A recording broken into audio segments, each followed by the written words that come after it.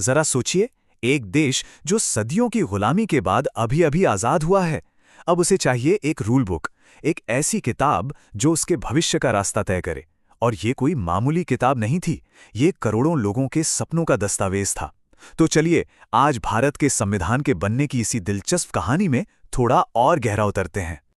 सवाल वाकई बहुत बड़ा था। मतलब 30 करोड़ से ज्यादा लोग, सैकड़ों भाषाएं, अलग अलग धर्म, रीति रिवाज, इतने बड़े और इतने डाइवर्स देश को एक धागे में कैसे पिरोया जाए? एक ऐसा कानून कैसे बने जो सबके लिए हो, सबको मंजूर हो? सच कहूं तो भारत के निर्माताओं के सामने ये किसी पहेली से कम नहीं था। और हाँ, इसी पहेली को सुलझाने के लिए 1946 में देश के कुछ सबसे बेहतरीन दिमाग एक साथ आए। इस जबरदस्त टीम का नाम था भारत की संविधान सभा। इसे कैबिनेट मिशन योजना के तहत बनाया गया था और इसका मकसद सिर्फ एक था, भारत का भविष्य लिखना। तो सवाल ये उठता है कि आखिर थे कौन ये लोग? वो कौन थे जिन्हें एक पूरे राष्ट्र की तकदीर लिखने की इतनी बड़ी जिम्मेदारी दी गई थी? चलिए जरा मिलते हैं इन राष्ट्र निर्माताओं से। तो देखिए, शुरुआत में इस सभा में कुल 389 सदस्य थे। और ये कोई एक पार्टी की सभा नहीं थी। इसमें ब्रिटिश भारत के प्रांतों से चुने हुए प्रतिनिधि थे, तो दूसरी तरफ रियासतों के राजा महाराजाओं के भेजे हुए लोग भी थे। मतलब कांग्रेस के 208 सदस्य थे, तो मुस्लिम लीग के 73 सदस्य भी थे और रियासतों से 93। ये वाकई में उस वक्त के पूरे भारत की एक झलक थी। लेकिन फिर देश के इतिहास में एक बहुत दुखद मोड़ आया, भारत का बंटवारा। और इसके साथ ही संविधान सभा की पूरी तस्वीर ही बदल गई। जो सदस्य पाकिस्तान के हिस्से वाले इलाकों से थे, वो सभा से अलग हो गए और सदस्यों की संख्या 389 से घटकर सिर्फ 299 रह गई। इस सभा में कौन कौन थे? अरे, देश के कुछ सबसे बड़े नाम शामिल थे।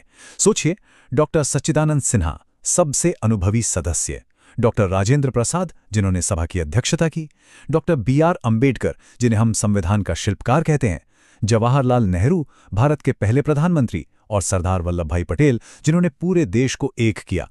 इन सब ने मिलकर इस महान काम की कमान संभाली। तो चलिए अब सीधे उस कमरे में चलते हैं जहां इतिहास लिखा जा रहा था। देखते हैं कि पहली कुछ बैठकों में क्या हुआ, जहां इस बड़े काम की नींव रखी जा रही थी।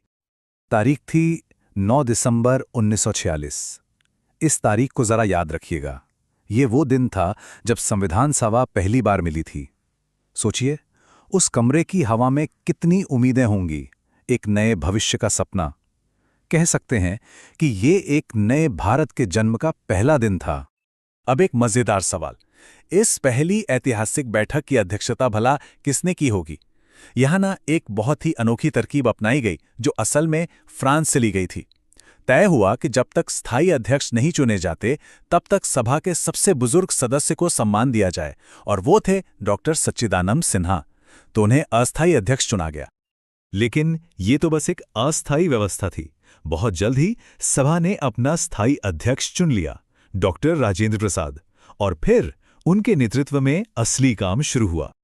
और बस यहीं से शुरू हुआ दुनिया के सबसे बड़े लोकतंत्र का संविधान लिखने का वो महायज्ञ। और ये एक ऐसा काम था जिसकी मेहनत और जिसमें लगे समय का अंदाजा लगाना भी वाकई मुश्किल है। वैसे अंदाजा लगाइए, इस काम में कितना वक्त लगा होगा? कुछ महीने या 1 साल? नहीं, पूरे 2 साल, 11 महीने और 18 दिन। जी हां, एक एक शब्द पर लंबी बहसें हुईं, एक एक नियम को अच्छी तरह परखा गया। ये उनके समर्पण का सबसे बड़ा सबूत है। ये एक बहुत लंबी यात्रा थी और इसके कुछ खास पड़ाव भी थे। देखिए, दिसंबर 1946 में यह सफर शुरू हुआ। फिर अगस्त 1947 में सबसे जरूरी टीम बनी, जिसे हम ड्राफ्टिंग कमेटी या मसौदा समिति कहते हैं। और फिर सालों की मेहनत और बहसों के बाद नवंबर 1949 में वो मंजिल आई जब संविधान को आखिरकार अपना लिया गया। अब जाहिर है, इतना बड़ा काम कोई एक इंसान तो कर नहीं सकता था। तो काम को आसान बनाने के लिए उसे छोटे छोटे हिस्सों में बांटा गया और कई कमेटियां बनाई गईं। इनमें सबसे जरूरी थी ड्राफ्टिंग कमेटी, जिसकी कमान थी डॉक्टर BR अंबेडकर के हाथों में। इसी तरह केंद्र सरकार की शक्तियों पर नेहरू की कमेटी काम कर रही थी, तो राज्यों के संविधान पर सरदार पटेल की कमेटी। डॉक्टर BR अंबेडकर, जिन्हें हम भारतीय संविधान का चीफ आर्किटेक्ट भी कहते हैं, उनका विजन एकदम साफ था। उन्होंने कहा था, संविधान केवल वकीलों का दस्तावेज नहीं है, ये जीवन का एक माध्यम है। मतलब वो इसे सिर्फ एक कानून की किताब नहीं मानते थे, उनके लिए ये हमारे जीने का तरीका था, एक ऐसा दस्तावेज जो समय के साथ बदलेगा और विकसित होगा। तो अब हम कहानी के उस हिस्से में पहुंचते हैं, उस निर्णायक पल की ओर जब संविधान को अंतिम रूप दिया गया। ये वो पल था जब एक पूरे राष्ट्र ने खुद से एक वादा किया। तारीख थी 24 जनवरी 1950। जरा उस दिन की कल्पना कीजिए, जब 284 सदस्यों ने एक एक करके उस दस्तावेज पर साइन किए जिसे बनाने में उन्होंने अपनी जिंदगी के लगभग 3 साल लगा दिए थे।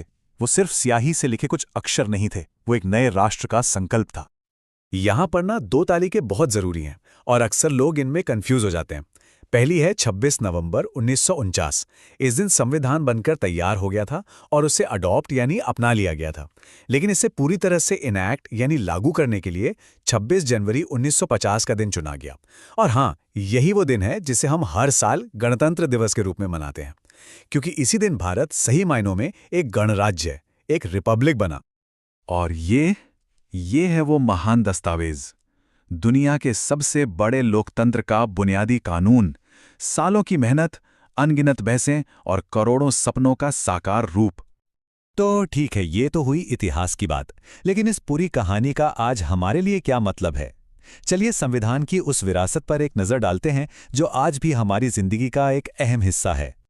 एक और हैरान करने वाली बात बताऊं?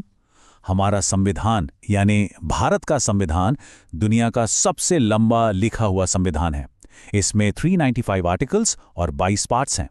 असल में हमारे संविधान निर्माताओं ने दुनिया भर के कई अच्छे संविधानों को पढ़ा, उनसे सीखा और उन सभी की अच्छी बातों को हमारे देश के हिसाब से अपनाया। सरदार वल्लभ भाई पटेल के ये शब्द मुझे लगता है संविधान की आत्मा को बखूबी बयां करते हैं। उन्होंने कहा था, अब हर भारतीय को ये भूल जाना चाहिए कि वो राजपूत है, सिख है या जाट है। उसे बस ये याद रखना चाहिए कि वो एक भारतीय है, और एक भारतीय होने के नाते उसे अपने देश में हर अधिकार तो मिलता है, लेकिन कुछ कर्तव्यों के साथ। ये जो सबसे पहले भारतीय होने की भावना है ना, यही हमारे संविधान की असली नींव है।